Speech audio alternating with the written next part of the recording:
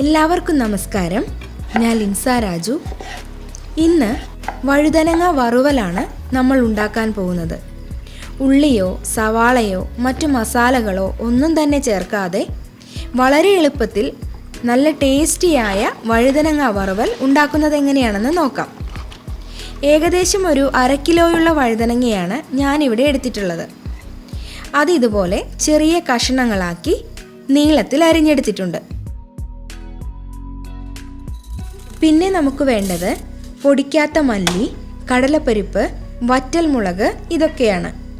ഇതെല്ലാം കൂടി ഒരു പാനിലിട്ട് എണ്ണയൊന്നും ചേർക്കാതെ തന്നെ ഒന്ന് ഫ്രൈ ചെയ്തെടുക്കാം.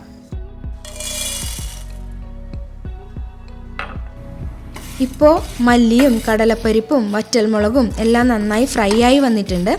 ഇനി ഇതൊന്ന് തണുത്തതിന് ശേഷം നമുക്ക് പൊടിച്ചെടുക്കാം. ചൂടായ പാനിലേക്ക് ഓയിൽ ഒഴിച്ചു കൊടുക്കാം.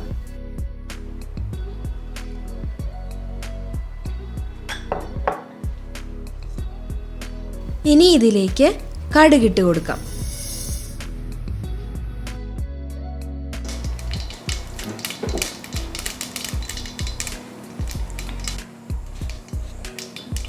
കടുക് പൊട്ടിക്കഴിഞ്ഞ് അതിലേക്ക് കായപ്പൊടിയും കറിവേപ്പിലയും ചേർത്ത് കൊടുക്കാം.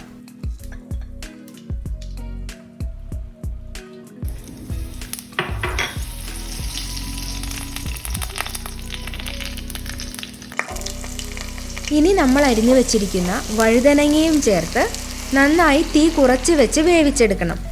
ആവശ്യത്തിന് ഉപ്പും കൂടി ഈ സമയത്ത് ചേർത്ത് കൊടുക്കാം. ഇതൊരിക്കലും അടച്ചു വെച്ച് വേവിക്കരുത് കേട്ടോ. അടച്ചു വെച്ച് വേവിച്ചാൽ ഇത് ഒരുപാട് വെന്തുടഞ്ഞു പോകും. അതുകൊണ്ട് തുറന്ന് വെച്ച് തന്നെ വേണം വേവിച്ചെടുക്കാൻ.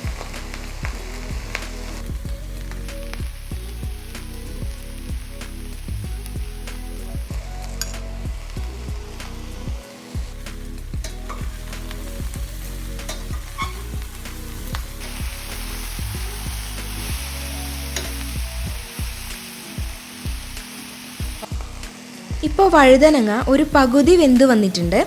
ഇനി നമുക്കിതിലേക്ക് മഞ്ഞൾപ്പൊടിയും കറിവേപ്പിലയും കൂടി ചേർത്ത് നന്നായി ഇളക്കി യോജിപ്പിച്ചെടുക്കാം.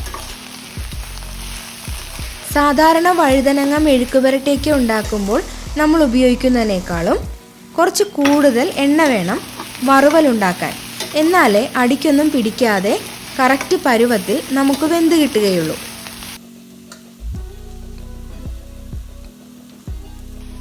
ഇപ്പോൾ വഴുതനങ്ങ നന്നായി വെന്ത് വന്നിട്ടുണ്ട്. ഇനി നമുക്ക് സ്റ്റൗ ഓഫ് ചെയ്യാം. അതിനുശേഷം അതിലേക്ക് മല്ലി, വറ്റൽമുളക്, കടലപ്പരിപ്പ് ഇതെല്ലാം കൂടി ഫ്രൈ ചെയ്ത് പൊടിച്ചെടുത്ത ആ മിക്സും കൂടി ചേർത്ത് നന്നായി ഇളക്കി യോജിപ്പിക്കാം.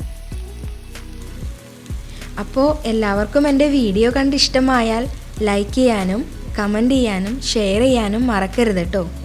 അതുപോലെ ആദ്യമായിട്ട് വീഡിയോ കാണുന്നവരുണ്ടെങ്കിൽ ഒന്ന് സബ്സ്ക്രൈബ് ചെയ്യാനും മറക്കരുതേ.